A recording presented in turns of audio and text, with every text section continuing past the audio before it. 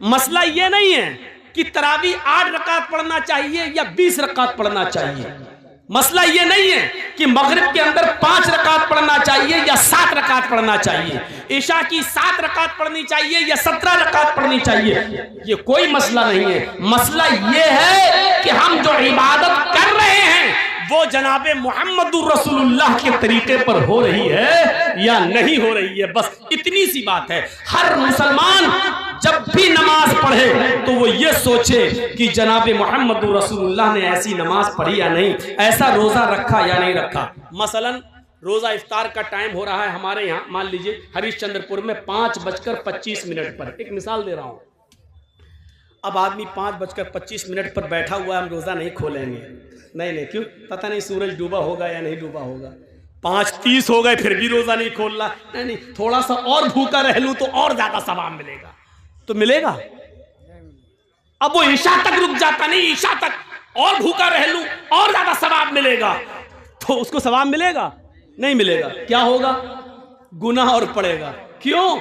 क्योंकि उसने रोजा तो रखा लेकिन रोजा मोहम्मद रसूलुल्लाह के तरीके पर नहीं रखा। अल्लाह के नबी सल्लल्लाहु अलैहि वसल्लम ने यह फरमाया था कि लोग, मेरी उम्मत उस वक्त तक खैर और भलाई में रहेंगे जब तक कि वो रोजा इफ्तार करने में जल्दी करेंगे। अब जल्दी करने का यह भी मतलब नहीं है कि असर के बाद ही खोल लो। जल्दी करने का मतलब यह है कि जैसे ही 5:25 पर सूरज डूबा आप फौरन रोजा इफ्तार कर लो, लेट मत होइए।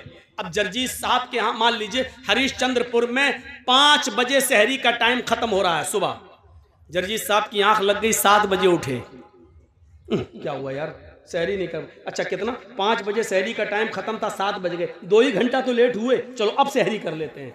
सहरी 7 बजे कर ली, उधर 5:25 पर इफ्तार का टाइम हो गया, नहीं अभी नहीं इफ्तार करेंगे क्योंकि 2 घंटे बाद सहरी की थी इसलिए 2 घंटे बाद इफ्तार करेंगे। उधर हम 5:25 के बजाय 7:25 में इफ्तार कर रहे हैं, टाइम तो बराबर हो गया ना, टाइम तो बराबर हो गया ना, लेकिन ये रोजा नहीं माना जाएगा क्योंकि सहरी का टाइम खत्म हो रहा था 5 बजे, आपको 4:59 तक सहरी करना थी, 5:01 पे नहीं करना थी, लेकिन आप तो 7 बजे कर रहे हैं। आपने उसूल तोड़ दिया, ज़ाब्ता तोड़ दिया, नबी अकरम का बनाया हुआ कानून तोड़ दिया, इसलिए आपका रोजा कबूल नहीं किया जाएगा। चाहे आप 7:30 बजे खोलें, 8:30 बजे खोलें, 9:30 बजे इफ्तार करें, लेकिन नहीं माना जाएगा क्योंकि रोजा रखना मकसद नहीं है, शरीयत की पाबंदी कराना मकसद है।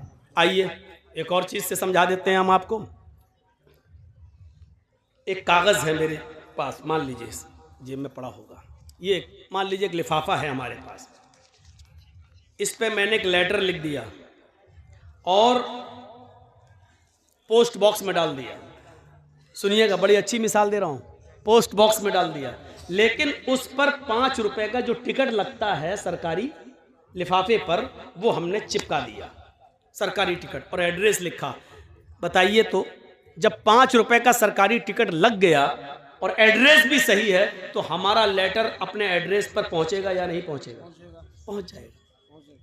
सरकारी टिकट नहीं लगाया लेकिन लिफाफा हमने 1000 रुपए का खरीद लिया, बहुत खूबसूरत है, डिजाइनदार है, बहुत अच्छा है, कागज बड़ा उम्दा है, उसकी कीमत 1000 है, उस लिफाफे पर हमने लेटर लिखकर रख दिया लेकिन सरकारी टिकट 5 रुपए का नहीं लगाया, तो क्या वो अपने एड्रेस पर पहुंचेगा? नहीं पहुंचेगा, और पहुंचेगा तो बैरिंग बन जाएगा, आपसे वसूल कर लिया जाएगा 10 गुना। नहीं पहुंचेगा, क्यों? क्योंकि उस पर सरकारी मोहर नहीं लगी है, सरकारी टिकट नहीं लगा है। तो पता चला कि 5 रुपए का सरकारी टिकट लग गया तो पहुंच जाएगा, 1000 का खरीद लिया लेकिन सरकारी टिकट नहीं लगा तो नहीं पहुंचेगा। इसी तरीके से जोहर की नमाज 10 नहीं 12 पढ़ लो, 12 नहीं 12,000 पढ़ लो, मगरिब की नमाज 5 नहीं 7 पढ़ लो, 7 नहीं 7,000 पढ़ लो, तरावी 8 नहीं 20 पढ़ लो, 20 नहीं 20,000 पढ़ लो, लेकिन उस पर सरकार की मोहर नहीं है, यानी जनाबे मोहम्मद रसूलुल्लाह की मोहर नहीं है, तो वो हमारी नमाज अल्लाह के यहां कबूल नहीं होगी। मेरे भाइयों, रकातों की तादाद का कोई मसला नहीं है, मसला ये है कि अल्लाह ने कुरान में क्या कहा है, माताकुमुर रसूलु फखुज़ूहु व मा नहाकुम अन्हु फंतहु। रसूल तुम्हें जो दें जिसने माँ को समझ लिया वो सब कुछ समझ गया। आज पूरी तकरीर मेरी समझ जाओगे अगर माँ को समझ लिया। माँ ये वाली माँ नहीं जिसके पेट से बच्चे पैदा होते, ये माँ नहीं। माँ अताकुमुर रसूल, यहाँ इस आयत में जो लफ्ज़ माँ आ रहा है उसको मैं कह रहा हूँ। माँ अताकुमुर रसूल फखुजूहु। माँ के दो माना हैं, जहन में रखिएगा, दिमाग में, माइंड में। माँ के कितने माना हैं? यहाँ इस जगह दो। पहला माना जो, और दूसरा माना जितना। माँ अताकुमुर रसूल का पहला तर्जुमा क्या होगा? माँ अताकुमुर रसूल, रसूल जो दे वो ले लो। सुनिएगा क्या मतलब हुआ? माँ अताकुमुर रसूल, रसूल जो दे वो ले लो। और दूसरा माँ का तर्जुमा यहां ये होगा, माँ अताकुमुर रसूल, रसूल जितना दे उतना ले लो।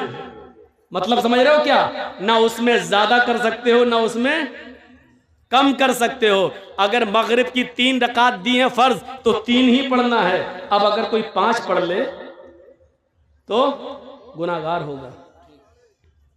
अल्लाह के रसूल ने वुजू बनाने का हुक्म दिया तो 3 बार हाथ धुलने को कहा, 3 बार कुल्ला करने को, 3 बार नाक में पानी डालने को, 3 बार चेहरा धुलने को। अब कोई आदमी कहे यार मैं 4 बार धुल लेता हूं, जितना ज्यादा धुलो उतना ज्यादा चेहरा साफ होगा, जितना ज्यादा हाथ धुलो उतना ज्यादा हाथ साफ होगा, जितना ज्यादा पैर धुलो उतना ज्यादा पैर साफ होगा। तो माफ कीजिएगा, जो आदमी आज़ाए वुजू को 4 बार या 5 बार धुलता है तो उसका वजू होगा नहीं। सुन्नत के खिलाफ करने पर उसकी नमाज रद्द कर दी जाएगी और उसको गुनाह पड़ेगा। क्यों? क्योंकि अल्लाह के रसूल ने जितना दिया था इसने उतना नहीं लिया, बल्कि नबी के दिए हुए को कम समझा, इसलिए उसने ज्यादती कर दी, अपनी तरफ से बढ़ा दिया अपनी तरफ से। तो नबी जो दे वो ले लो और जितना दे उतना ले लो। और इतना याद रखना, गलती बड़े बड़ों से हुई है। कोई आदमी दुनिया में ये नहीं कह सकता कि हमसे खता नहीं हो सकती है। इस्लाम जानबूझकर खता करने को गुनाह करार देता है, लेकिन अनजाने में, मसलन हम बहुत पढ़े लिखे, एक मिसाल दे रहा हूं, मान लीजिए मैं बहुत पढ़ा लिखा लेकिन हमको तहकीक करने में कोई गलती हो गई, लेकिन इल्म हो जाने के बाद कि सही चीज ये है, हम जो है वो गलत है, तो फिर सही चीज आ जाने के बाद हमको गलत चीज को छोड़ना पड़ेगा, हमें गलत चीज को तर्क करना पड़ेगा। इल्म हो जाने के बाद कि हम उस पर जमे हुए हैं तो वो ठीक नहीं है। आइए मैं तुम्हें लेके चलता हूं एक ऐसे मंजर की तरफ, आपको बड़ी हंसी आएगी, आपको बड़ा मजा भी आएगा, लेकिन मजा देने के लिए और हंसाने के लिए मैं आपको तकरीर नहीं कर रहा हूं। यहां आपको बुखारी शरीफ की एक हदीस का वाकया सुनाने जा रहा हूं, लेकिन इस वाकये में ही आपको थोड़ी सी मुस्कुराहट आ जाएगी। 2 कदीम सहाबा हैं और सफर कर रहे हैं। एक का नाम है हजरत अम्मार और एक का नाम है हजरत उमर। उमर फारूक का तो नाम बहुत अच्छी तरह जानते हो, और अम्मार का भी नाम जानते हो कि हजरत सुमैया के बेटे हैं अम्मार। वो सुमैया जिनको शर्मगाह में नेजा दाखिल कर दिया गया था और इस्लाम में पहली जो शहीद हुई थी खातून वो। अब सुन लीजिए आप मेरी बात, अब जिसका पेशाब लग रहा हो उसको भी रोक लो, यहीं पर मत जाने दो यार, ये बार बार उठ रहे हैं मेरे सामने। असल में बात ये नहीं है, मेरे सामने उठना गलत नहीं है।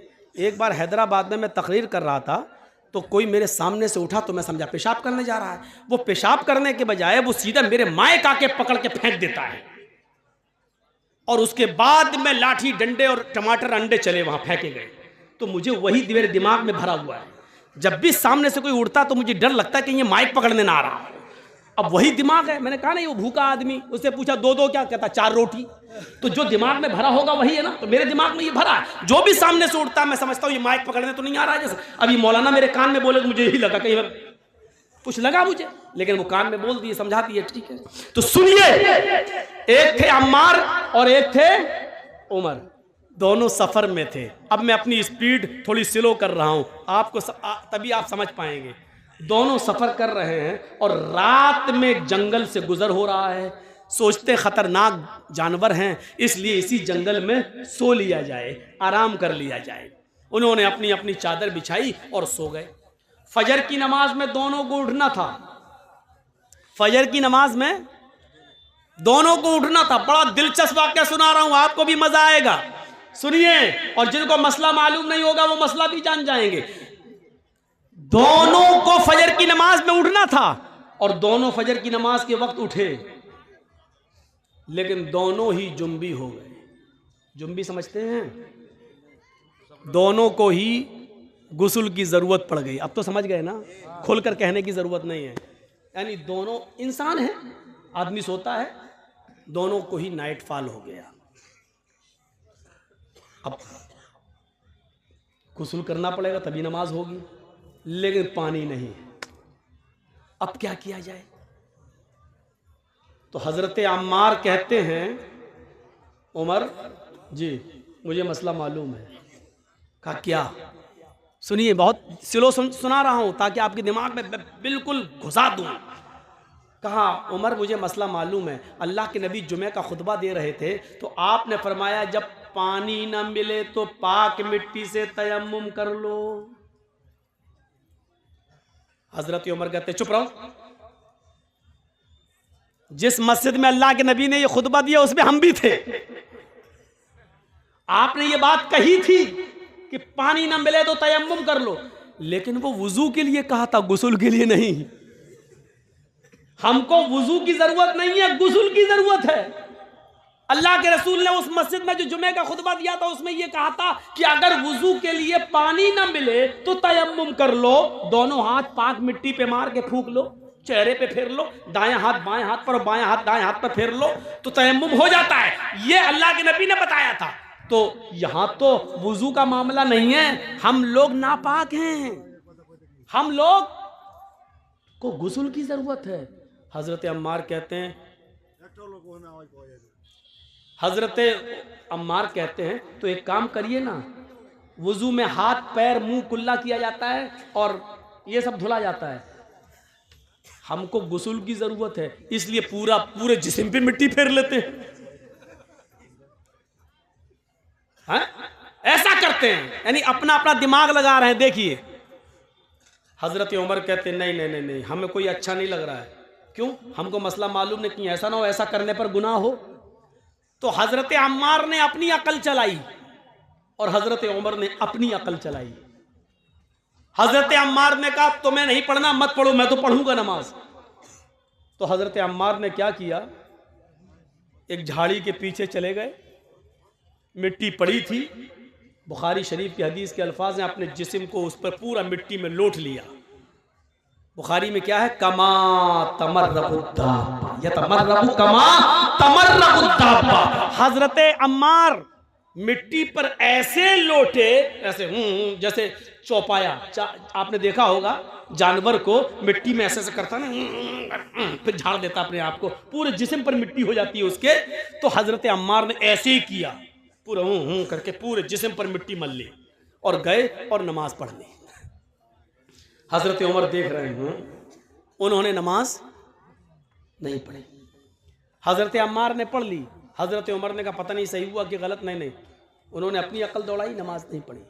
शहर में गए, सुबह सूरज निकलने के बाद पानी मिल गया और जैसे ही पानी मिला तो हजरत उमर ने सबसे पहले गुस्ल करके फजर की नमाज कज़ा कर ली, पढ़ ली। उस जमाने में मोबाइल का दौर नहीं था। दबाया, हाँ जर्जी साहब जरा बताइए तो। मालूम है रात के 3 बजे लोग हमें परेशान कर देते कभी कभी, इसलिए मोबाइल बंद कर दिया।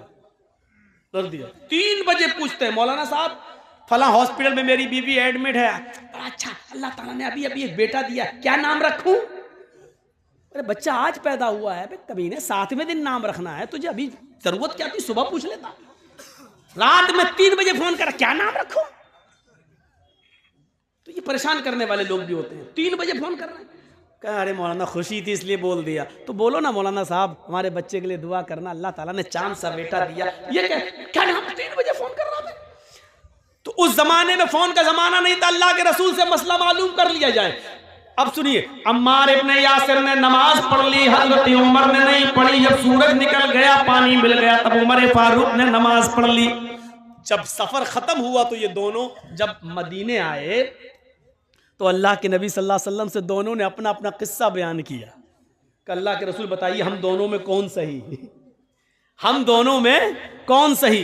तो अल्लाह के नबी ने फरमाया अच्छा दोनों को गुस्ल की जरूरत पड़ गई। कहा अम्मार तुमने क्या किया? कहा अल्लाह के रसूल हमें तो मालूम था पानी ना मिले तो तयम्मुम कर लो। तो अल्लाह के रसूल ने फरमाया जी बिल्कुल। तो हजरत उमर ने कहा ये तो आपने वुजू के लिए कहा था, इन्होंने पूरे जिस्म पर मिट्टी मल ली। तो अल्लाह के रसूल ने कहा अम्मार क्या किया था तुमने?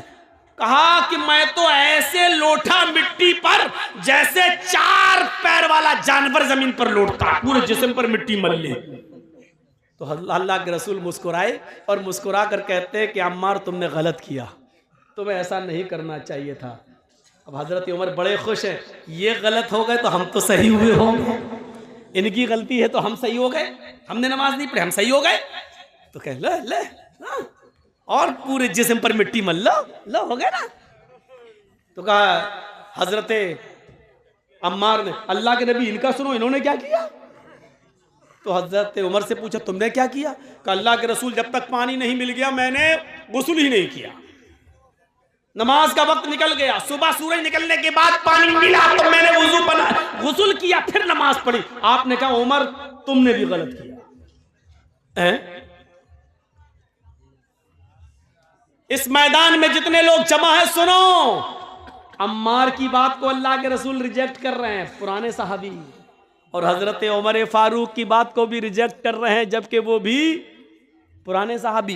बल्कि उमर फारूक के बारे में तो कहा था लौ कान बादी नबीयुल्लाह काना उमर, अगर मेरे बाद कोई नबी होता तो कौन होते? उमर। इतना बड़ा मकाम, लेकिन अल्लाह के नबी ने क्या कहा? तुमने भी गलत किया।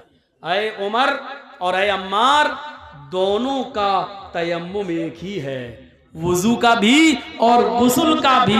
अगर गुस्ल की भी जरूरत पड़ गई थी तब भी वही तयम्मुम करना चाहिए था जो नमाज के लिए किया जाता है, जो वुजू के लिए किया जाता है। बस यही काफी था। अपने दोनों हाथों को जमीन पर मारते, उसको फूंकते। देखो तयम्मुम का तरीका क्या है। ये मान लीजिए मिट्टी है, ये मिट्टी होना जरूरी है। बहुत से लोग ये पक्की दीवारों पे ऐसे मार देते हैं, नहीं चलेगा। बहुत से लोग पुती हुई दीवारों पे मार देते हैं ऐसे, नहीं चलेगा। माफ कीजिएगा, बड़ी मौजरत के साथ, नहीं चलेगा। मिट्टी होनी चाहिए, वो भी पाक।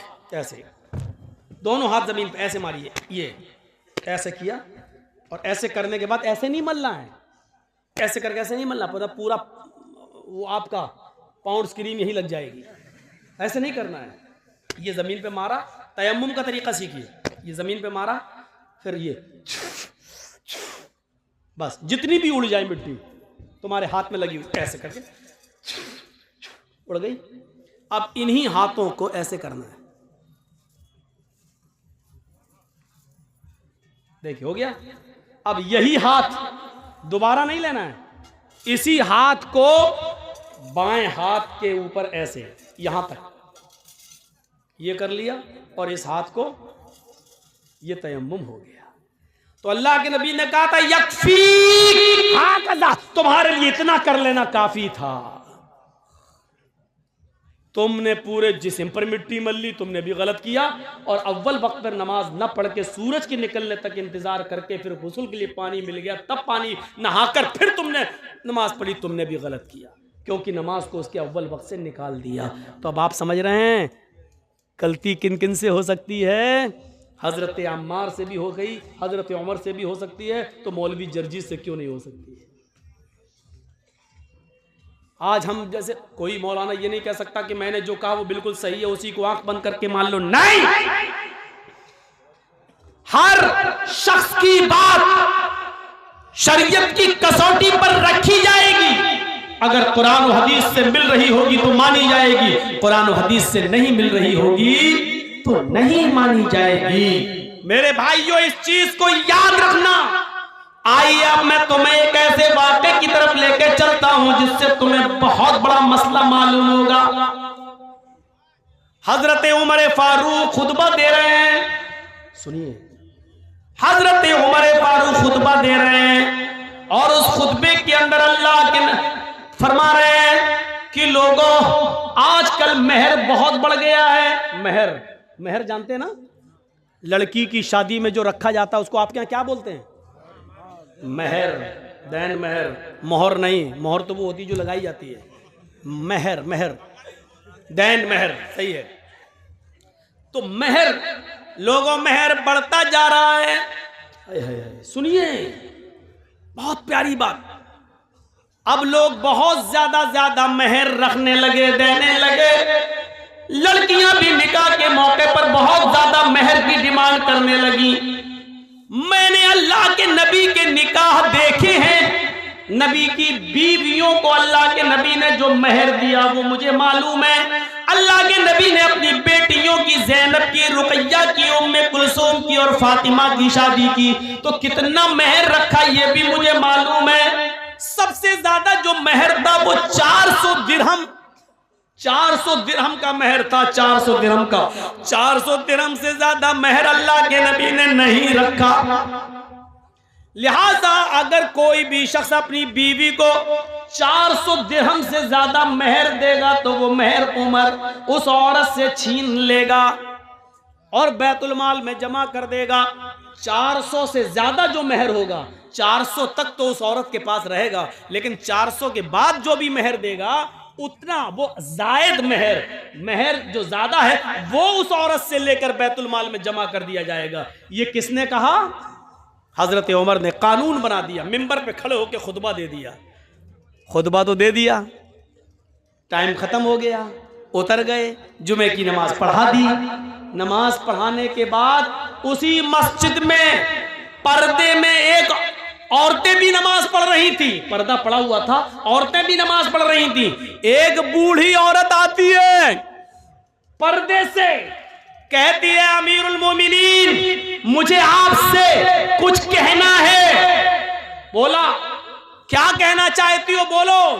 कहा वहीं आना चाहती हूं, मैंने पैरों में सॉक्स मोजे पहन रखे हैं, हाथों में मैंने दास्ताने ग्लव्स पहन रखे हैं, मेरा चेहरा छिपा हुआ है, मैं वहीं आकर आपसे रूबरू मिलना चाहती हूं, आपने मसला गलत बता दिया। हजरत उमर फारूक से कह रही है एक औरत कि आपने मसला गलत बता दिया। हजरत उमर कहते हैं मैंने गलत बता दिया कि हाँ आओ इधर।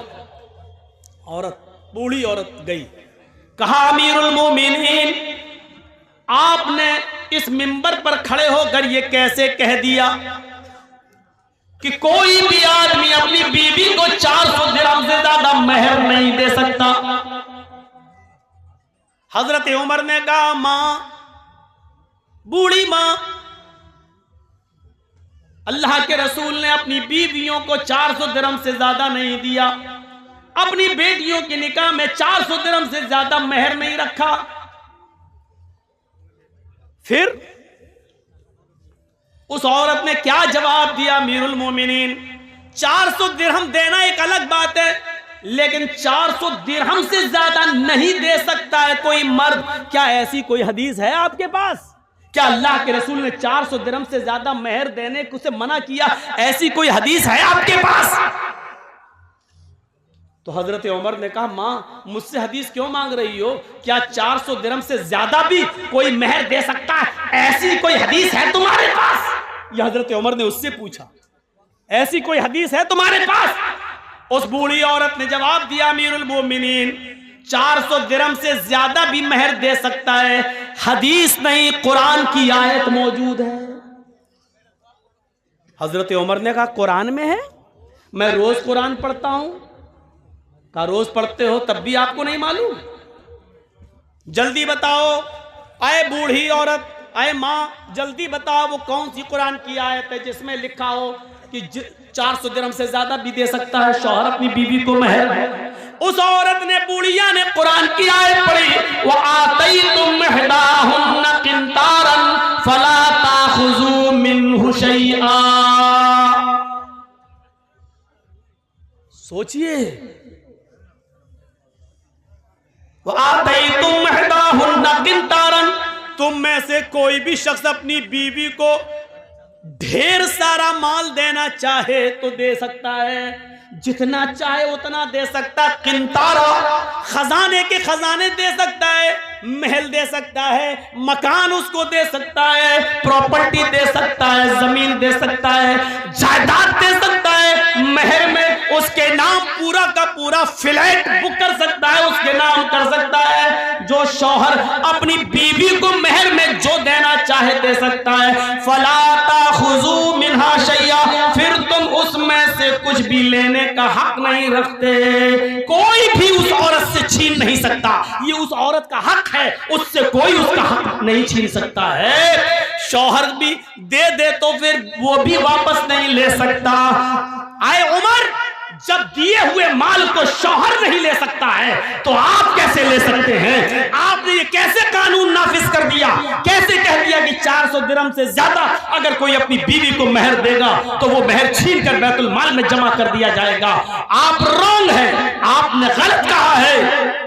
कुरान तो कहता है जितना चाहे उतना दे सकता है और उसमें से तुम कुछ भी लेने का हक नहीं रखते। हजरत उमर ने लोगों से पूछा, जो मस्जिद में बैठे हुए थे उन लोगों से पूछा, क्या ये आयत कुरान में मौजूद है जो बुढ़िया पढ़ रही है? ये औरत जो कुरान की आयत पढ़ रही है, क्या ये आयत कुरान में मौजूद है? लोगों ने जवाब दिया, हाँ ये आयत कुरान में मौजूद है। हजरत उमर अपनी गलती एक्सेप्ट करते हैं और फिर मिंबर पर दोबारा खड़े होते हैं और कहते हैं, अख्तार रजुलुन व असाबत इम्रातुन, अख्तार रजुलुन व असाबत इम्रातुन। मर्द ने गलती की और एक औरत ने दुरुस्त बात की, एक औरत ने सच्ची बात की है, लिहाजा उमर अपनी बात वापस ले रहा है। अब इस औरत की दी हुई कुरान की आयत को नाफिज करता है। लोगों, तुम जितना चाहो अपनी बीवी को मेहर दे दो, अब मैं किसी से मेहर की रकम नहीं छीनूंगा और बैतुल माल में जमा नहीं करूंगा। मेरे भाइयों, एक आदमी कोई गलत फैसला कर सकता है, लेकिन दलील आ जाने के बाद, कुरान की आयत आ जाने के बाद उसको मानना ही पड़ता है। जो आदमी गलत ही पर नहीं, मैंने जो कहा वही सही है, सही बात आ जाने के बाद भी गलती पर लटका रहे, नहीं मैंने जो कहा वही सही है, तो ये चीज गलत होती है। हजरत उमर फारूक ने कहा, अख्तर रजुलन, मैंने गलती की है, मर्द से खता हो गई, औरत ने सच्ची बात कही है, और फिर अपनी बात को वापस ले लिया। यही है सलफ, यही है मेरे भाइयों। इस्लाम की सही बात आ जाने के बाद आदमी सही बात को ले ले और अपनी पुरानी रविश छोड़ दे, अपना पुराना तरीका तर्क कर दे, अपना पुराने तरीके से तौबा कर ले और सही बात पर अमल करना शुरू कर दे। ऐसी कितनी मिसालें मेरे भाइयों हमें और आपको, हम और हमारे और आपके सामने आनी चाहिए, जिससे आपको पता चल सकता है, पता चल जाएगा कि शरीयत के अंदर कुरान और हदीस से बढ़कर कोई नहीं है, कोई नहीं है। जर्जीस भी गलत हो सकता है, इस मस्जिद, इसमें मदरसे में और इस स्टेज पर बोलने वाले मौलाना से भी गलती हो सकती है, लेकिन कुरान और हदीस की दलील आ जाने के बाद फिर मेरे भाइयों, मैंने कहा ना, दिमाग वही लगना चाहिए, हम जो कर रहे हैं वो सही है कि नहीं, हम जो कर रहे हैं वो कुरान हदीस में कैसा है। मेरे भाइयों, इस चीज को आप देखिए, अपना दिमाग वहीं पर लगा दीजिए। आइए मैं आपको एक और जबरदस्त वाकये की तरफ लेके चलना चाहता हूं। जबरदस्त वाकया, जबरदस्त। हजरत उस्मान गनी का जमाना है, सुनिएगा। और एक वाकया जो हाँ बाद में आ रहा, वो पहले वाकये से ज्यादा मजेदार। हजरत उस्मान गनी के जमाने में एक वाकया पेश आ गया। एक शख्स हजरत उस्मान से मसला पूछने आ गया कि अमीरुल मोमिनीन, अगर कोई औरत शादी के 6 महीने के बाद अगर बच्चा पैदा करे तो उस बच्चे का क्या हुक्म है? सुन लीजिए, हमारे और आपके सामने भी ऐसे किस्से आ सकते हैं। हरीशचंद्रपुर वालों, अगर आपके इलाके में किसी लड़की की शादी हो जाए और 6 महीने के बाद अगर उसके बच्चा पैदा हो जाए तो उस बच्चे का क्या हुक्म होगा? सुनो, कहीं भी हो सकता है ये मंजर। अब जब अच्छे मसले आ गए तो आप लोग उठने भागने लगे।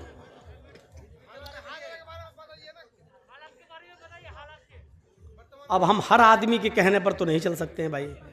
हर आदमी अगर राजीव गांधी बनेगा तो कैसे काम चलेगा? नहीं, आपको कुरान हदीस नहीं सुनना है। ये जलसा आपने दीन के नाम पे किया है कि योगी और मोदी के नाम पे किया है? तुम कहोगे हालात के नाम पे चलना है, मौलाना कहते हैं कुरान हदीस बोलो, अहले हदीस पे बोलो, इस पे बोलो, तो हर आदमी के कहने पर तो नहीं चल सकता हूं ना। मैंने बंगाल के अंदर 20 साल से तकरीरें की हैं, लेकिन सच बताऊं, आपने रिकॉर्ड तोड़ दिया है, इस गांव ने रिकॉर्ड तोड़ दिया है। मुझे आज तक भरे मजमे में जलसे में किसी ने नहीं टोका है जो आपने आज ये टोक कर और स्टेज पर ये बोलकर आज मेरे सामने ये कही जा रही है। हर आदमी मुझे अपने उंगली के इशारे से नचाना चाह रहा है। नहीं होता है ऐसा। अपनी आदत सुधारिए आप लोग। आइंदा इस जलसे में हम आएंगे या नहीं आएंगे, ये हमें 50 बार सोचना पड़ेगा कि आपके गांव में आऊं या इस गांव के नाम पर हम रेड लाइन लगा दें और क्रॉस कर दें, ये हमें सोचना पड़ेगा। मजाक बना के रख दिया आपने कुरान और हदीस का। ये कहते हैं हदीस के बारे में बोलते, वो कहते हैं हालात के बारे में बोलिए। ड्रामा बना के रख दिया आपने जलसे का। ये तकरीर है या खिचड़ी है कि दाल भी मिलाओ चावल भी मिलाओ? सुनिए, हजरत उस्मान गनी से पूछा जा रहा है कि 6 महीने में अगर बच्चा पैदा हो जाए तो क्या हुक्म है उसका। हजरत उस्मान गनी कहते हैं कि वो औरत बदचलन है। शादी के बाद 9 महीने के बाद बच्चा पैदा होना चाहिए, 6 महीने में कैसे हो जाएगा? कहने लगे अमीरुल मोमिनीन, मेरी शादी को 6 महीना हुआ है, मेरी शादी को 6 महीना हुआ है और 6 महीने के बाद आज ही मेरी बीवी ने एक बच्चा पैदा किया है। समझ रहे हैं ना आप उस सहाबी के पूछने का मकसद क्या है? वो ये पूछना चाहते हैं कि अमीरुल मोमिनीन, मैं इस बच्चे को जायज बच्चा मानूं या नाजायज? ऐसा तो नहीं कि मेरी बीवी का कहीं पहले कोई कांटेक्ट रहा हो और जिना की पैदावार हो और ये मेरा बच्चे का नाम पा जाए? हजरत उस्मान गनी कहते हैं कि बिल्कुल नहीं, वो औरत बदचलन है तुम्हारी, लिहाजा उसने 6 महीने में जो बच्चा पैदा कर दिया वो गलत किया है। ये जुमेरात का दिन था। जुमेरात का दिन जानते हैं ना, गुरुवार, थर्सडे था। जुमे का खुतबा जब उस्मान गनी देने लगे तो वो आदमी सामने बैठा हुआ था जिसकी बीवी ने 6 महीने के बाद बच्चा पैदा किया, वो बैठा हुआ है। हजरत उस्मान खुतबा देते देते कहने लगे, लोगों, इसकी बीवी ने कल एक बच्चा पैदा किया है और वो बच्चा 6 महीने के बाद पैदा हुआ है। शादी के 6 महीने के बाद कोई बच्चा पैदा नहीं होता है। इसकी बीवी ने शादी के 6 महीने के बाद ही बच्चा पैदा कर दिया है। लिहाजा अगले जुमे को इसकी बीवी को लाया जाएगा और जमीन पे सीने के बराबर गाड़ कर पत्थरों से मार मार के उसको खत्म कर दिया जाएगा। उसको जिनाकार मानते हुए उसकी जान ले ली जाएगी, उसको कत्ल कर दिया जाएगा। हुक्म भी दे दिया। जुमे का खुतबा खत्म, जबकि उस्मान गनी का फैसला गलत था। अब सुनिए गलत कैसे था।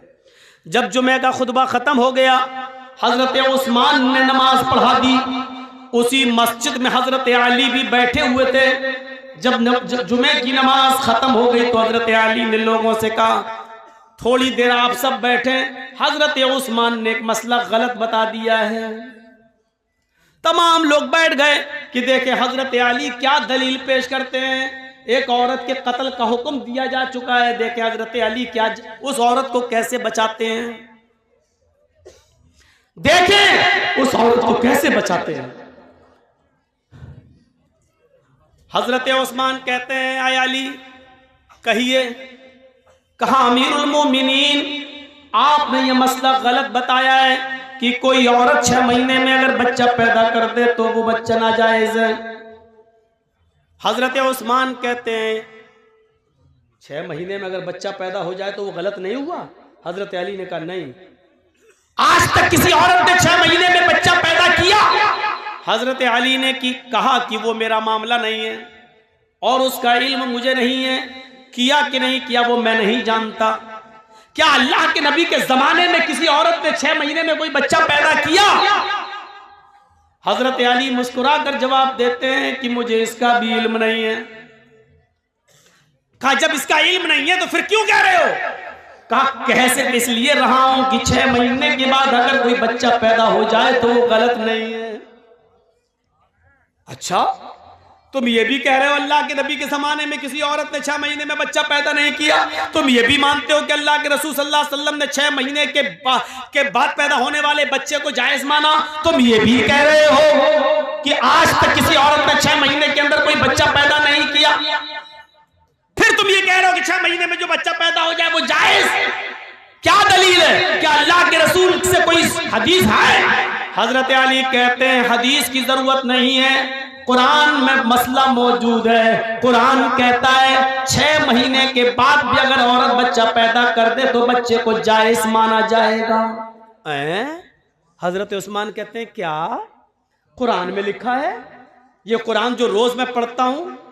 हजरत अली कहते हैं आप पढ़ते हैं लेकिन शायद गौर नहीं कर सके। हजरत उस्मान ने कहा लोगो दलील मांगो अली से। हजरत अली ने कहा दलील सुनो।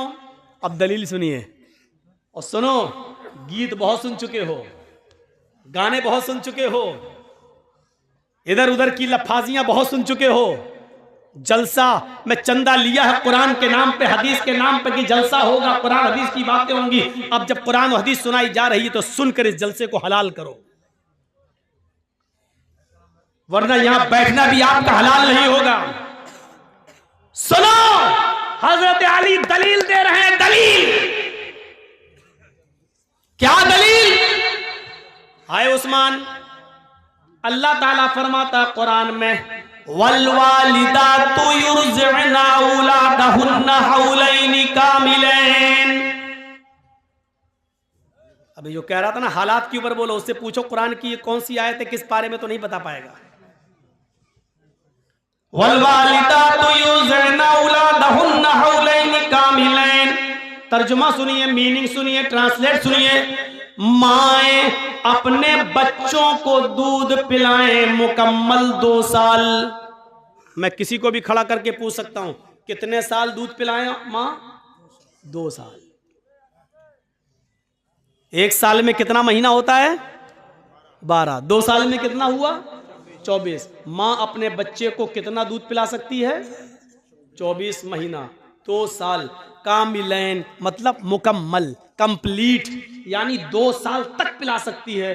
2 साल से 1 दिन भी ज्यादा नहीं। पहले छुड़ा सकती है, 2 साल से पहले दूध छुड़ा सकती है, लेकिन 2 साल के बाद 1 दिन भी ज्यादा पिलाने की इजाजत नहीं है।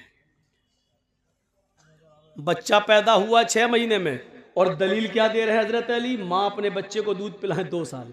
ये दलील है? ये दलील है? अब सुनिए हजरत उस्मान क्या कहते हैं हंसते हुए, अली ये तो दूध पिलाने की इद्दत बता रहे हो, दूध पिलाने की मुद्दत बता रहे हो कि दूध पिलाएं 2 साल तक। यहां दूध पिलाने पे एतराज नहीं है, हमने किसी को मना नहीं किया कि 2 साल तक दूध ना पिलाएं। बात यह है कि 2 साल, बच्चा 6 महीने के बाद पैदा हो जाए फौरन तो वो बच्चा जाए, उसकी दलील दो। हजरत अली कहते हैं वहीं आपको ला रहा हूं। पहले तो ये बता दूं कि दूध पीने की मुद्दत कितनी है? 2 साल, 24 महीने। मान रहे ना कि हाँ, कौन मना करेगा? कुरान की आयत 24 महीना दूध पीने के है ना, कहाँ? अच्छा चलो दूसरी दलील ले लो। हाँ दो, जल्दी दो। 6 महीने में बच्चा पैदा हो जाओ जायज, जल्दी दो दलील। वफिसालुहु फी आमैन। हजरत अली ने दलील पलट दी, बस कुरान की दूसरी आयत पेश कर दी। मां अपने बच्चे का दूध छुड़ाएं 2 साल में।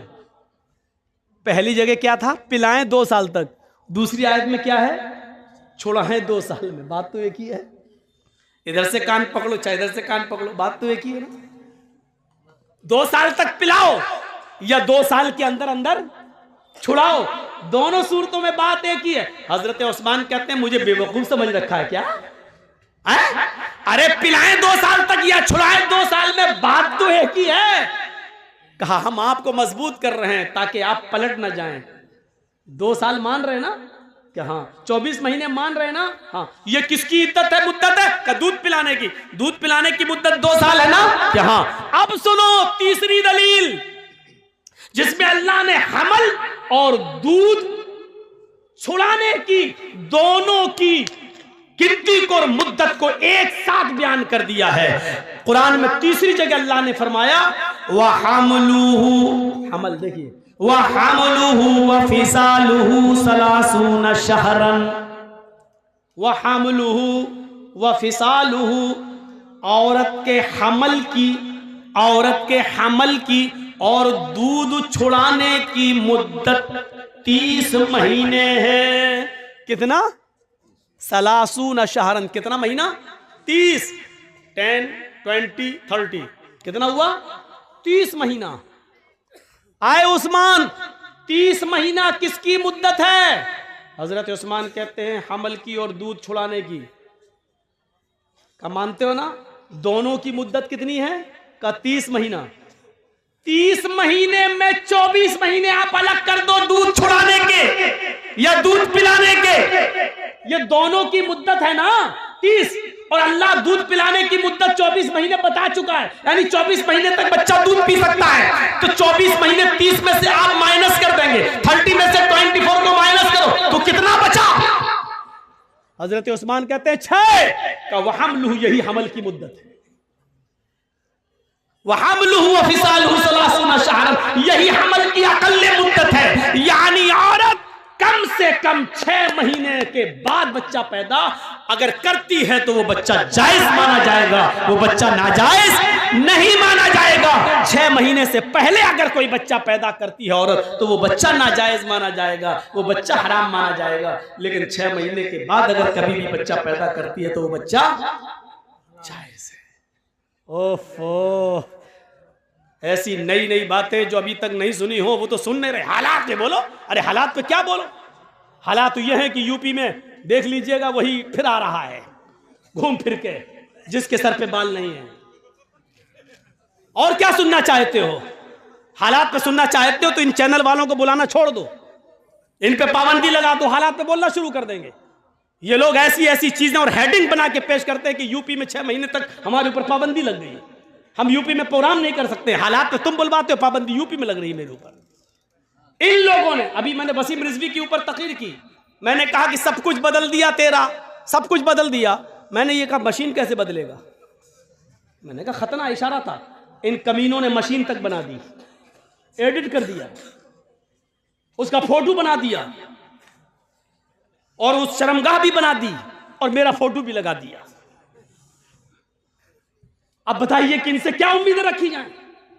आप कहते हैं हालात पे बोलो, अभी तकरीर खत्म नहीं होगी, सुबह का सूरज बाद में निकलेगा, या अपलोड करके पहले डाल देंगे और सुबह मेरे घर पे सीआईडी पहुंच जाएगी। आप किसी के बेटे हैं, हम किसी के बेटे नहीं हैं। आप किसी बाप की औलाद है, हम किसी बाप की औलाद नहीं है। क्या हमें अपने आप को सेट नहीं करना है? डरते हैं मौलाना? तो चल मेरे साथ कल से आना शुरू कर दे, मैं देखता हूं कि तू डरता है कि नहीं डरता है। मौलाना कलीमुद्दीन जैसे नेक मौलाना बिचारे हैं, आज वो जेल की सलाखों के अंदर है।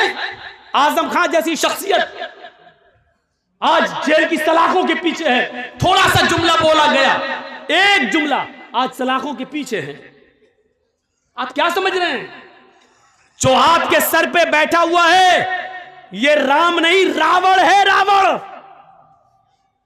मौलाना जर्जीस को कल जेल में डाल दिया जाएगा। जर्जीस साहब चिल्लाते रहे कि मैं बेकसूर हूं। साहब कोर्ट में बताइए बेकसूर हो, और कोर्ट में मौलाना जर्जीस को अपने आप को बेगुनाह साबित करने के लिए 10 साल लग जाएंगे, और 10 साल के बाद कहा जाएगा मौलाना जर्जीस बाइज्जत बरी, कोई सबूत इनके खिलाफ नहीं मिला। लेकिन 10 साल का हिसाब किताब कौन देगा? कहां हैं आप? इन हालात को सोचिए। ये दौर दूसरा है। ये समझो कि ये दौर क्या है? एक घाट पर, घाट समझते हैं ना, एक घाट पर शेर और बकरी दोनों पानी पी रहे हैं। दोनों, शेर की तरफ से पानी बहता हुआ बकरी के पास आ रहा है। शेर जहां से पानी पी रहा है, बकरी इधर से पानी पी रही है, लेकिन पानी बहता हुआ शेर की तरफ से आ रहा है। शेर ने भी पानी पिया, बकरी ने भी। शेर ने बकरी से कहा, ए तूने इस तालाब में मुंह डाल दिया, तूने मेरा पानी झूठा कर दिया। बकरी बोली, जंगल के राजा, मैंने आपका पानी कहां झूठा किया? पानी आप वहां से पी रहे हैं, आपका झूठा पानी मेरे पास आ रहा है, मैं तो आपका झूठा पानी पी रही हूं। बात सही कही बकरी ने। पानी आप वहां पी रहे हैं और आपका झूठा पानी बहता हुआ यहां आ रहा है, मैं आपका झूठा पानी पी रही हूं। शेर ने कहा, अच्छा हमसे मुंह भी चला रही है, जबान लड़ाती है। आया और ऐसा पंजा मारा कि उसकी खोपड़ी अलग हो गई, तन अलग हो गया और उसको भी खा गया। यानी उसको खाने के लिए बहाना चाहिए था। जो रावण तुम्हारे ऊपर बैठे हैं उनको सिर्फ गिरफ्तारी के लिए बहाना चाहिए बस। क्यों नहीं समझ रहे आप? आप अपनी सफाई में भी कुछ नहीं बोल सकते हैं। आपको आपकी सफाई पेश करने का हक भी नहीं दिया जाएगा आपको। महात्मा गांधी मुर्दाबाद के नारे लग रहे हैं, कितने लोग पकड़ गए बताएं आप। गॉडसे को नमस्कार किया जा रहा है, कितने लोग गिरफ्तार हो गए, पकड़े गए। दिल्ली की सड़कों पर बाकायदा कहा गया गोली मारो सालों को। जिन लोगों ने ये नारे लगाए कितने लोग गिरफ्तार हुए, और गिरफ्तार कौन हुए? जो शाहीन बाग में प्रोटेस्ट कर रहे थे, शांति के साथ धरना दे रहे थे। लड़की तक को प्रेग्नेंट लड़की तक को अरेस्ट करके जेल के अंदर डाल दिया गया। आप कहां हैं? सेकुलरिज्म बाकी नहीं रह गया, जमहूरियत नहीं, ये किसी दूसरे रास्ते पे चल रही है। आप कम से कम मेरी तरफ भी देखो। डॉक्टर जाकिर नायक को भारत छोड़ना पड़ा है। क्या चाहते हो कि मौलवी जर्जीस भी भारत छोड़ के पनाह ले ले? क्या चाहते हैं आप? क्या है आपके दिल में? क्या सुनना चाहते हैं आप? शर्म आनी चाहिए। जो जिस तरीके से बोल रहा बोलने दो, बोलने वाला जानता है कि हमको क्या बोलना है क्या नहीं बोलना है। मेरे भाइयों, आप जब धान बोते हैं तो जर्जीस कहने नहीं आता कि इतना बो या वो ऐसा क्यों? तो आपका काम है, आप अपने काम में माहिर हैं, हम अपने काम में माहिर हैं। हर आदमी अपने काम में एक्सपर्ट होता है। मुझे क्या बोलना है क्या नहीं बोलना है, कहां कौन सी बात कहना है, इस काम के लिए मौलवी लोगों को आजाद छोड़ दो। मेरे भाइयों, मदरसों में क्या पढ़ाया जाता, मदरसों के लिए छोड़ दो। आप हर किसी को मशवरा मत दीजिए। डॉक्टर MBBS MS डॉक्टर को ऑपरेशन करना है, क्यों वहां पर आपको नहीं बिठाया जाता है? क्यों? आप नहीं देख पाएंगे। जब आपकी बीवी का, आपके बेटे का ऑपरेशन होगा तो आप कहेंगे साहब इतना नहीं इतना काटो, इतना नहीं इतना काटो। डॉक्टर के काम में डिस्टर्ब होगा, इसलिए डॉक्टर ऑपरेशन थिएटर के अंदर, OT के अंदर अकेले सिर्फ अपने कर्मचारी को लेके, अपने असिस्टेंट को लेके जाता है, किसी को लेके नहीं जाता है। अब आप डॉक्टर से कहेंगे साहब कान यहां से यहां तक चीरना, यहां पर्दा उसका ऐसा है, आपको भगा देगा, जाओ कहीं और जाके इलाज करा लो, सरकारी हॉस्पिटल में चले जाइए। तो आप हर किसी को मशवरा नहीं दे सकते हैं। आप किसी मौलवी को मशवरा मत दीजिए, मौलवी एक्सपर्ट होता है। और फिर मुझे तो 20 साल का तजर्बा है, मुझे अच्छी तरीके से मालूम हो गया कि कहां क्या बोलना चाहिए, कहां क्या नहीं बोलना चाहिए। तो मेरे भाइयों, इन चीजों को आप अपने जहन में रखिए, इन चीजों को अपने जहन में रखिए।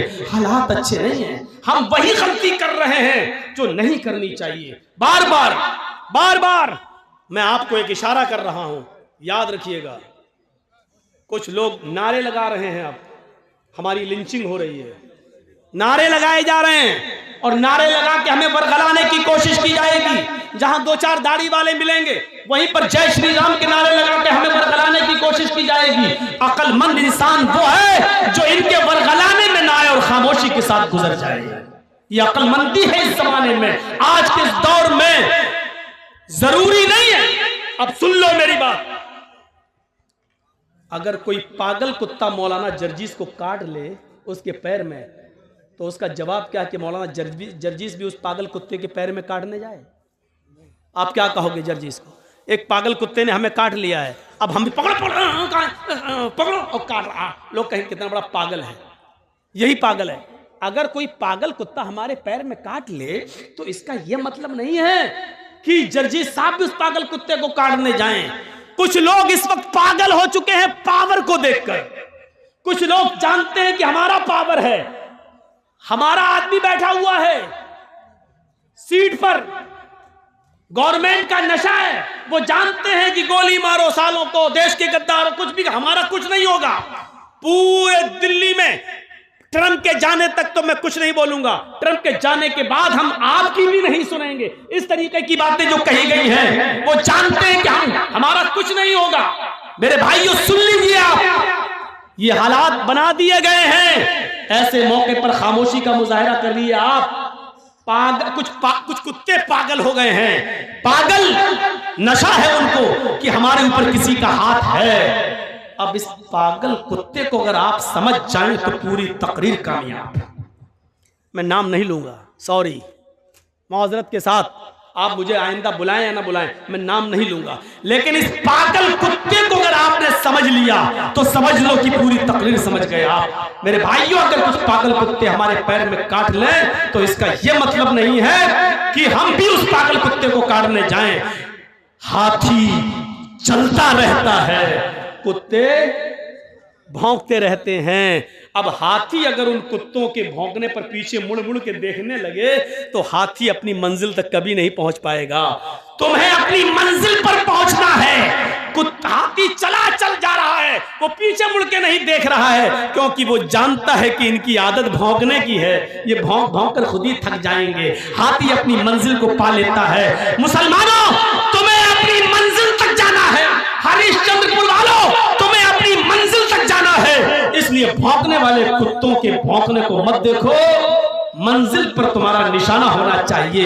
इंशाअल्लाह तुम्हें मंजिल मिलेगी। इन भौंकने वाले कुत्तों को समझ लो कि कुत्ते हैं, इनकी आदत है भौंकने की।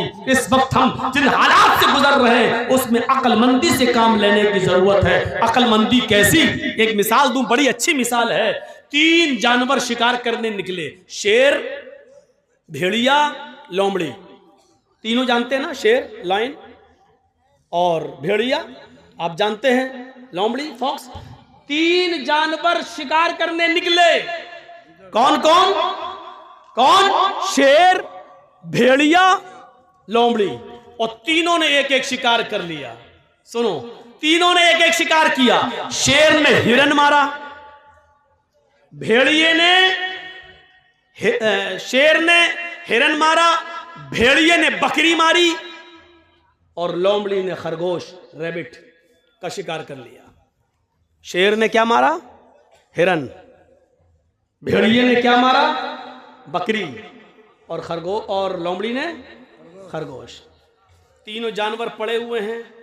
शेर ने भेड़िए से कहा, तुम फैसला करो किसको क्या खाना है। देखिए, सरदार है ना जंगल का। बस शेर, जो सरदार को पहचान गया पूरी तकदीर समझ जाएगा।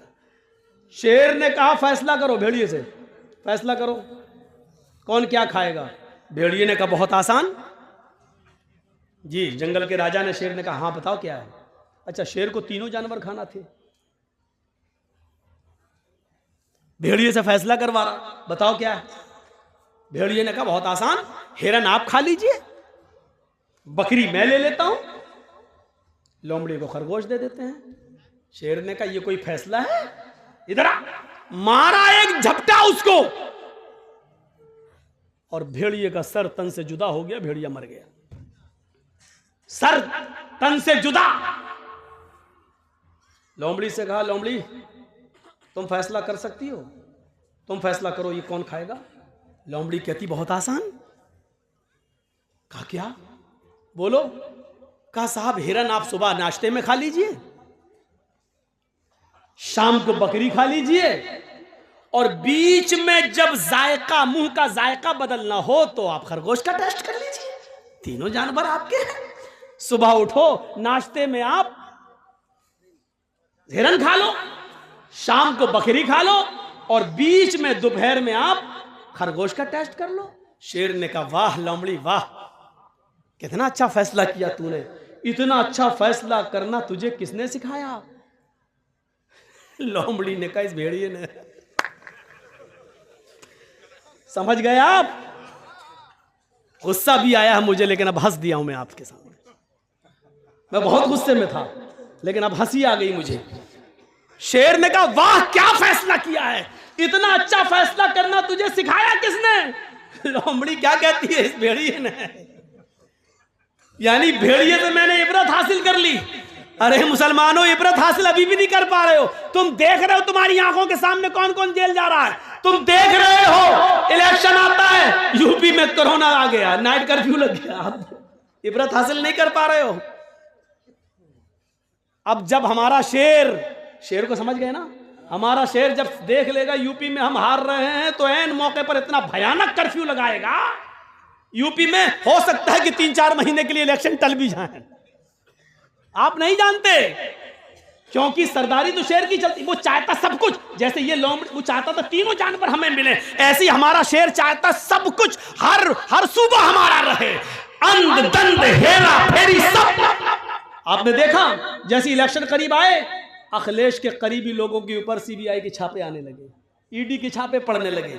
यही हाल आपके बंगाल का भी था। जैसे जैसे इलेक्शन करीब आए, देखा कैसे छापे मारे गए, सबको इस्तेमाल करके देखा गया। आप अक्लमंद थे, अक्लमंदी का सबूत दे गए। बिहार वाले बेवकूफ थे बेचारे, पागलपन का सबूत दे के मर मिटे। दुआ कर देता हूं अल्लाह यूपी के मुसलमानों को भी बंगाल के मुसलमानों से अक्लमंदी सीखने की तौफीक अता फरमाए। बस ये दुआ ही कर सकता हूं। बस मेरे भाइयों, मैंने बहुत कुछ कह दिया है, बल्कि सब कुछ कह दिया है। कल इसी बात को कट कर करके जी हिंदुस्तान दिखाएगा। देखो कैसे डरा रहा है ये मौलवी, कैसे डरा रहा मौलवी। इनको नित्यानंद पंडित का बयान नहीं सुनाई देता है, वो कैसे डरा रहा वो नहीं दिखाई देता है। इसको जो नारे बीजेपी के नेता लोगों ने लगाए हैं दिल्ली में, वो नहीं सुनाई देते। मौलाना जर्जीस बोल रहा है बंगाल में, और ये दिखा रहे हैं यूपी में।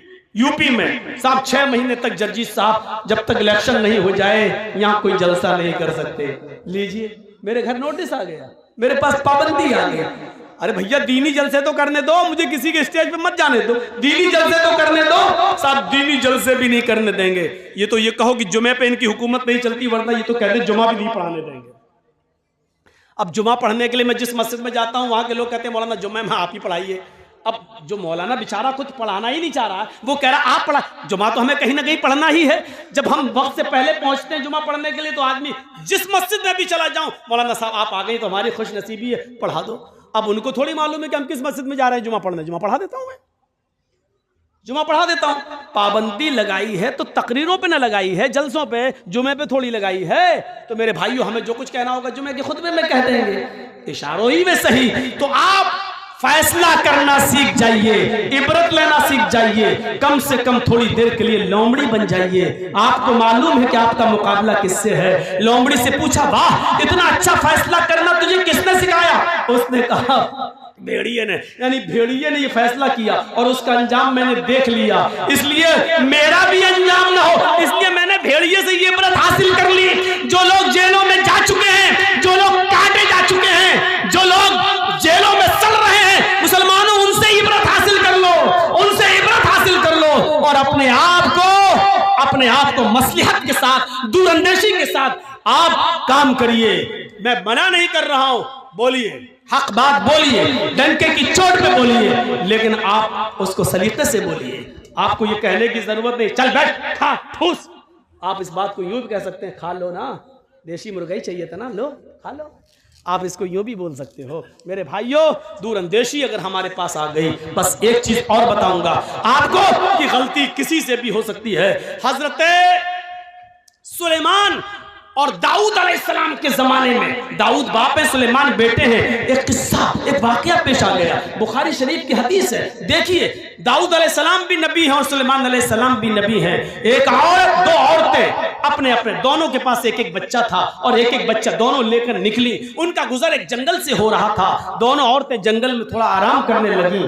जंगल में एक भेड़िया आया, बुखारी शरीफ की हदीस है। एक भेड़िया आया और उस भेड़िए ने एक औरत के बच्चे को, बड़ी औरत जो थी, एक छोटी थी एक बड़ी थी, बड़ी औरत का बच्चा भेड़िए ने मुंह में दबाया, ले गया और फाड़ के खा गया। यानी बड़ी औरत के बच्चे को भेड़िया खा गया।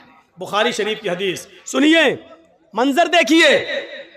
लेकिन बड़ी औरत ने जब देखा कि मेरा बच्चा तो मर गया, इस इलाके में किसी को क्या मालूम कि कौन किसका बेटा है। जब लोग आए तो उस औरत ने फौरन, बड़ी औरत ने फौरन कह दिया, ये छोटी औरत के गोद में जो बच्चा वो मेरा बच्चा है, इसका बच्चा भेड़िया खा गया, ये तो मेरा बेटा है। मामला बढ़ गया। छोटी औरत कहती है मेरा बेटा, बड़ी औरत कहती है मेरा बेटा, छोटी कहती है इसका बेटा तो भेड़िया खा गया, बड़ी कह रही इसका बेटा भेड़िया खा गया। उस जमाने में डीएनए टेस्ट नहीं होता था कि मालूम कर लिया जाए माँ का खून और बच्चे का खून मिलाकर। मेरे भाइयों, ये मुकदमा हजरत दाऊद अलैहिस्सलाम के पास आता है। दाऊद अलैहिस्सलाम फैसला करते हैं, दोनों की बात सुनते हैं। बड़ी औरत टट टट टट टट बोलने वाली, जबान दराज, और छोटी औरत बेचारी कम बोल पाती है। ऐसे समझो जैसे एक मोदी और एक मनमोहन। मोदी बेचारे रुकते ही नहीं हैं, बोलते चले जाते हैं, और मनमोहन सिंह बेचारे बोलते ही नहीं हैं। तो ये हालत है। एक बार आपको मालूम है, सऊदी अरब में गए थे मोदी जी, तो सऊदिया का बादशाह ऐसे करके दूरबीन से कुछ देख रहा था। तो लोगों ने पूछा मोदी जी ने, अरे क्या देख रहे हो वहां, मैं तो यहां खड़ा हूं, मैं तो आ गया हूं, आपके पास खड़ा हूं, उधर क्या देख रहे हो? कहा नहीं, आपको नहीं, आपकी बातों को देख रहा हूं जो आपने फेंकी है, कितनी दूर जा रही हैं, इतनी दूर। ऐसे तो इनका हर जगह। मोदी जी ने वहां की तोप देखी, तोप के बारे में पूछने लगे कितना फेंकती है, इसकी रेंज कितनी है? कहा कितना फेंकती है? वहां के बादशाह ने कहा वल्लाह आपसे कम फेंकती है। नहीं समझ पा रहे ना? समझ गए ना? तो ये इतना इंसल्ट बर्दाश्त करके आया है ये, लेकिन फिर भी नहीं समझ पा रहा बेचारा, फिर भी फेंके जा रहा है, फिर भी फेंके जा रहा है। क्या क्या फेंकता है अल्लाह बेहतर जाने। मेरे भाइयों, राहत इंदौरी ने कहा था, उसको कोई काम आता हो या ना आता हो, झूठ बड़ा शानदार बोलता है, झूठ बड़ा शानदार बोलता है। ऐसा शानदार झूठ जो आपको झूठ लगेगा ही नहीं, आपको ऐसा झूठ। ये भी एक कला होती है, ये भी एक कला। इस कला को भी बहुत से लोग सीखने की कोशिश कर रहे हैं। झूठ ऐसा बोलो कि पता भी न चले कि, और झूठ भी हो पता भी न चले। जैसे मौलाना जर्जीस को पुलिस ढूंढते हुए यहाँ आ जाए, स्टेज पर यहाँ मिल जाए, और वो मुझे पहचानती ना हो, मुझे पहचानती ना, और और मुझसे ही पूछ रही हो, मौलाना जर्जीस को देखा, मौलाना जर्जीस को देखा। जर्जीस साहब स्टेज से नीचे कूद गए, स्टेज से नीचे कूद गए। हाँ, क्या पूछ रहे थे? पुलिस वाले से पूछने लगे, क्या पूछ रहे थे? अरे मैं पूछ रहा हूं मौलाना जर्जीस को देखा? अभी तो यहीं थे स्टेज पर, अभी तो यहीं देखा था, अभी यहीं थे, स्टेज पर थे बस। अब पुलिस वालों अभी स्टेज पर थे, तब कहां चला गया? झूठ, पकड़ पकड़।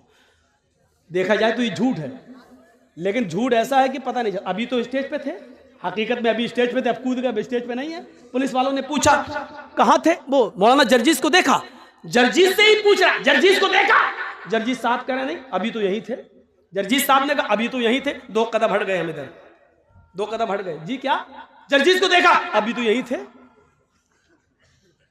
देखा जाए तो ये सच है, अभी तो यहां थे, लेकिन कुरान क्या कहता है? ये झूठ है। या अय्युहल्लज़ीना आमनु तक़ुल्लाह वक़ूलू क़ौलन सदीदा, ईमान वालो अल्लाह से डरो और हमेशा सही दुरुस्त बात को बोलो। दुरुस्त किसको कहते हैं? दुरुस्त, दुरुस्त का मतलब सीधी होनी चाहिए, ऐसी वैसी नहीं। तीर निकालते हो ना, तीर, कमान से जो तीर छोड़ते हो तो सीधा जाता है, और जहां मारते हो वहीं लगता है, इधर उधर नहीं होता है वो तीर, जहां मारते हो वहीं लगता है। इसको कहते हैं सदीद, तस्दीद से बना, तस्दीदुस सहम। तीर जब कमान से निकलता है, जैसे तीर इधर उधर नहीं होता है। तुम जब भी किसी से बोलो तो इधर उधर की बात नहीं हो, बिल्कुल सीधी मुद्दे की बात हो, मुद्दे की बात, बिल्कुल मुद्दे की बात होनी चाहिए। जैसे मुझे किसी को बताना नहीं कि मैं कहां था, और झूठ भी नहीं बोलना चाहता हूं। आपने पूछा जर्जीस साहब आप कहां थे? मैंने कह दिया जमीन के ऊपर, आसमान के नीचे। देख रहे हैं आप? अब मैं जहां भी था दुनिया के किसी कोने में, तो जमीन के ऊपर ही रहूंगा और आसमान के नीचे, लेकिन ये झूठ है। आप सोच रहे हैं सच? नहीं, सच नहीं, झूठ है। क्योंकि पूछने वाला ये नहीं पूछ रहा है, पूछने वाला ये जानना चाहता है आप किस शहर में थे, किस गांव में थे, किस मोहल्ले में थे, ये पूछना चाह रहा है। और आप कह रहे हैं जमीन के ऊपर, आसमान के नीचे। तो ये शानदार, इसको बोलते हैं शानदार झूठ, इसको बोलते हैं शानदार झूठ। राहत इंदौरी ने यही कहा था, उसको कोई काम आता हो या ना आता हो, यानी झूठ बड़ा शानदार बोलता है, यानी झूठ पता नहीं चलेगा लेकिन वो झूठ होगा। तो मेरे भाइयों, दाऊद अलैहिस्सलाम ने दोनों औरतों की बात सुनी। बड़ी औरत जिसका बच्चा भेड़िया खा गया, वो टर बोलती चली जा रही थी। दाऊद अलैहिस्सलाम ने फैसला कर दिया ये बच्चा बड़ी औरत का है। बड़ी औरत बच्चा लेके चली गई, जबकि बड़ी औरत का बच्चा नहीं था। दाऊद अलैहिस्सलाम से गलती हो गई, बड़ी औरत का बच्चा नहीं था। 10 दिन 15 दिन गुजर गए। 10-15 दिन के बाद दोनों औरतें फिर लड़ने लगी। छोटी औरत कहती है अल्लाह के वास्ते मेरा बेटा मुझे दे दे, मेरी रातों की नींद उड़ गई है, इस बच्चे के बिना मुझे नींद नहीं आती है, मेरी पिस्तानों में दूध है, मैं इस बच्चे को पिलाती हूँ, मेरा बच्चा मुझे दे दे। फिर भीड़ लग गई, बड़ी औरत उसका बच्चा नहीं देना चाहती। लोगों ने कहा क्या बात है? कहा दाऊद अलैहिस्सलाम फैसला कर चुके, फिर भी उसकी बात नहीं मानती। दाऊद अलैहिस्सलाम कहीं गए हुए थे, मामला इतना बड़ा कि मुकदमा अब उनके बेटे सुलेमान अलैहिस्सलाम के पास आ गया। सुलेमान अलैहिस्सलाम ने दोनों की गुफ्तगू को सुना, कहा कि सुनो मेरे बाप ने फैसला कर दिया। कहा फिर तुमने इसके फैसले, मेरे बाप के फैसले को क्यों नहीं माना? छोटी औरत से कहा। छोटी औरत ने कहा कैसे मान लूं जब बेटा मेरा है? सुलेमान अलैहिस्सलाम ने कहा फिर मेरा भी फैसला नहीं मानोगी? अगर मैं आज भी कोई फैसला कर दूं तो फिर जिसके हक में होगा वो खुश हो जाएगा, तुम्हारे अगर हक में नहीं गया तो तुम उसको नहीं मानोगी। कहने लगी कैसे बताऊं कि ये मेरा बेटा है। सुलेमान अलैहिस्सलाम ने कहा लाओ मैं सच्चा फैसला करता हूं। देखिए एक जज की ड्यूटी क्या होती है, अगर फैसला सही नहीं हो रहा हो तो डरा भी सकता है। सुलेमान अलैहिस्सलाम ने कहा लाओ तो मैं इस बच्चे के बारे में सच्चा फैसला करता हूं। जमीन पर लिटा दिया, कहा जी बिस्किन छुरी लाओ।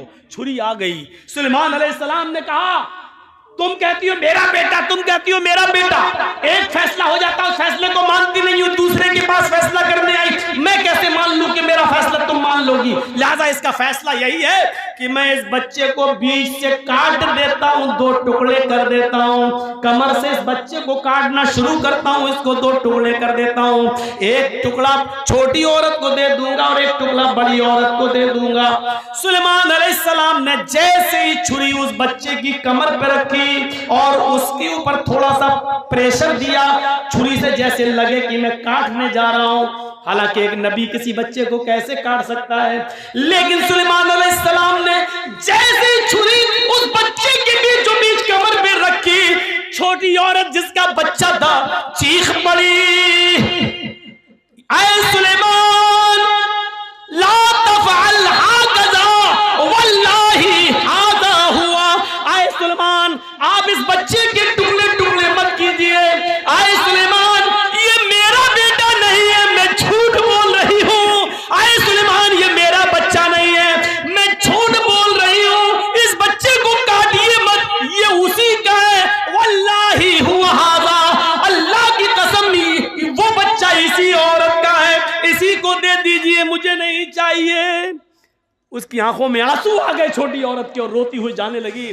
बड़ी औरत मुस्कुरा रही है, खड़ी है, कट जाए मेरा क्या, मेरा तो बच्चा ही नहीं है, उसको कोई परवाह नहीं थी। जैसे ही छोटी औरत जाने लगी और बड़ी औरत बच्चे को उठाने आई, सुलेमान अलैहिस्सलाम ने कहा दूर दूर। उसने कहा क्या हुआ? आपके सामने उसने अल्लाह की कसम खाकर कह दिया ये मेरा बेटा नहीं है, इसका है। सुलेमान अलैहिस्सलाम कहते यही तो मैं देखना चाहता था, यही तो मैं देखना चाहता था। उसकी आंखों से निकलने वाले आंसू और उसकी तड़प ये बतला रही थी कि मेरा बेटा मरना नहीं चाहिए, मुझे भले ही न मिले, किसी को मिले, मिल जाए, कभी कभी देख लिया करूंगी, आंखों को ठंडक मिल जाएगी, लेकिन मेरा बेटा जिंदा तो रहेगा। अगर कट गया तो न मेरा रहेगा न इसका रहेगा। आए औरत, उस औरत की आंखों से गिरने वाले आंसुओं ने बता दिया है कि ये बच्चा उसका है, तेरा नहीं। मेरे बाप से गलत फैसला हो गया है। उठाया उस बच्चे को, कहा है औरत इधर आ, छोटी औरत, और कहा ये बच्चा तेरा है, इस बच्चे को तू पकड़, इस बच्चे की मालिक तू है, इस बच्चे की माँ तू है। मैं कहना ये चाहता था इंसान होने के नाते गलती किसी से भी हो सकती है, लेकिन सही फैसला जाने के बाद फिर अपनी गलती पर कायम नहीं रहना चाहिए। तो मेरे भाइयों, ये चंद बुनियादी बातें मैंने 12:40 तक आपके सामने खिताब किताब में दी है। मुझे उम्मीद है कि इंशाअल्लाह ये खिताब आपके दरमियान एक इनकलाब पैदा करेगा। हम अल्लाह से दुआ करते हैं कि बारे अल्लाह हमारी खताओं को माफ़ फरमा दे, हमारे गुनाहों को बख्श दे, हम जमीआ मुसलमानों पर रहम फरमा। अल्लाह हम सबको आपस में भाई भाई बना दे और एक प्लेटफार्म पे हमको जमा कर दे। जब तक तू हमें जिंदा रख, इस्लाम पे जिंदा रखना, और जब हमारा खात्मा हो तो ईमान पर हमारा खात्मा फरमाना। वमा अलैना इल्लल बलागुल मुबीन व आखिरु दावाना अनिल हम्दुलिल्लाहि रब्बिल आलमीन। अस्सलामु अलैकुम व रहमतुल्लाहि व बरकातुहू।